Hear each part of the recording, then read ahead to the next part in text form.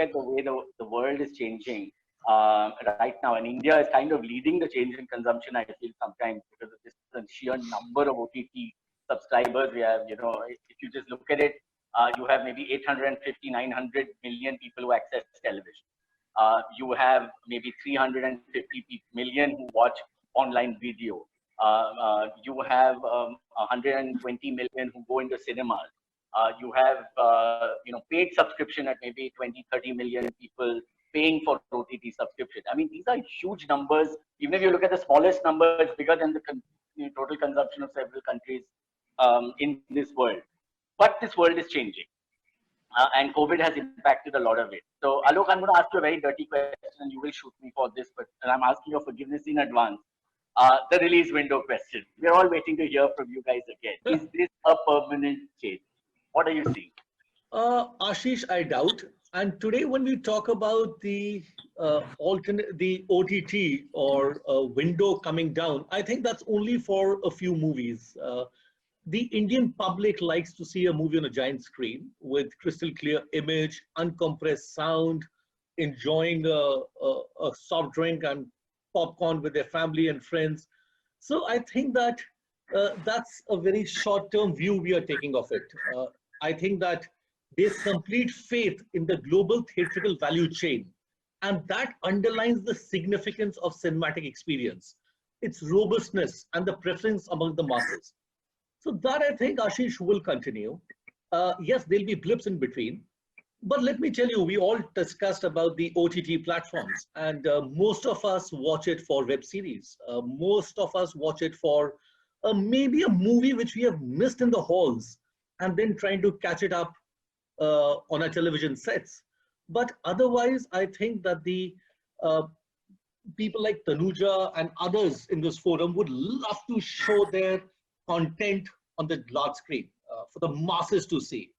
Today also, the people who subscribe to these platforms are a handful. We have got 135 crore population. And I'm not a data expert, but these are very few. The last I knew that there were only television sets, only 19.5 crore households with televisions. Forget about having 2 television sets in a house. And you may say that today you are able to watch that content on your mobile phone. But let me tell you that watching a movie is a social experience. We can't have headphones put into our ears and we enjoy a movie. I will really not like to do that. But having said that, questions, Alok, for you already on the chat. Okay, I'm going to release the first one to you. When will you Hindi be released? Sorry, can you repeat that question? Sorry, Puneet, you were saying something. Yeah, if I may just come in before that question, I think the problem is that oftentimes when conversations happen, there are positions which get taken on one extreme or the other. My own experience in business has been that, nothing is an or world. Everything is an and world. Let me give the context. So, movie theaters are an amazing experience and people will keep going back to to watch movies. There's no question. The penetration of movies would be, in Hindi at least, would be 5-6%, meaning that 5 or 6% people go and see the movies once a year in the cinema. It's a big number still. And many more see it then on television, and it's both which continue to help each other. So it is going to be it's consumption which will keep growing. More is more. I have seen this now on content on everything, and all of us, if we reflect back, we'll see more is more on content. And there is a role for the cinema theaters for people to come there and see it in all its glory. And then there'll be many more who might see it on television, and there will be some who will see on the mobile phone. This whole thing of one at the cost of the other is actually a myth. And, I can give you 5. I'll give you my favorite example. I used to be obviously in the FMCG world before this. And in 2005, everyone said modern trade will rule and the Kirana store will die. Because, it was all one versus the other. Both have grown, and Indian consumers have different needs. It's not about content or platform. It is about the need of the consumer, and different platforms will fulfill different needs. And the same consumer may have all 3 needs, does have all 3 needs. So I think that's I totally take your point, Puneet. I'm not saying apps it's or. I'm saying it is and. Sorry, I was in support of your argument. No. I'm also just no. I understood that, and I'm just adding more to it. What I feel is that today cinema halls have given that the way it has come out as luxury, technology, service, an outlet for Indians to go out and enjoy. Today, and I know that I'm lynched everywhere when I say it's the cheapest form of entertainment. I'm not talking about those 4 or 5 cinema halls in the country. But today, Inox being a public listed company, our average ticket price across the country is only 200 rupees. So it means if I'm charging more for a ticket at a certain place, I'm also selling those tickets at 60, 70, 80 rupees. So I am with you, Puneet, that yes, it will coexist, it will grow. But answering Ashish's question about this windowing, I would say that till now, the world over, it is, Ashish, that a movie hits the cinemas first. There's a time lag before it comes on an OTT or any other form of viewing.